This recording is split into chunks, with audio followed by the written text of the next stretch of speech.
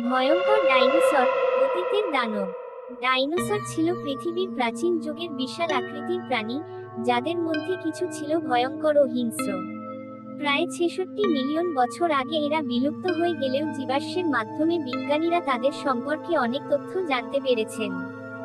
সবচেয়ে ভয়ঙ্কর ডাইনোসরদের মধ্যে টাইরানোসরাস রেক্স ছিল অন্যতম। এটি প্রায় 40 ফুট লম্বা ও 12 ফুট উঁচু ছিল এবং এর ধারালো দাঁত ও শক্তিশালী চোয়াল সহজেই শিকার ছিঁড়ে ফেলতে পারত। অন্যদিকে স্পাইনোসস ছিল সবচেয়ে বড় মাংসাশী ডাইনোসর, যার দৈর্ঘ্য 50 ফুট পর্যন্ত হতে পারে। এটি পানিতেও শিকার করতে পারত, যা একে আরও ভয়ঙ্কর করে তুলেছিল। এছাড়া ভেলোসিরাপ্টর ছিল ছোট কিন্তু খুব দ্রুতগামী ও বুদ্ধিমান ডাইনোসর, যারা শিকার ধরতে দলবদ্ধভাবে আক্রমণ করত। অ্যালোসারাস ছিল আরেকটি রক্তপিপাসু ডাইনোসর, যা বিশাল আকারের sauropodsদেরও শিকার করত। ডাইনোসরদের এই হিংস্রতা ও শক্তিশালী অস্তিত্ব তাদের পৃথিবীর ইতিহাসের সবচেয়ে ভয়ঙ্কর শিকারী প্রাণীর তালিকায় শীর্ষে স্থান দিয়েছে।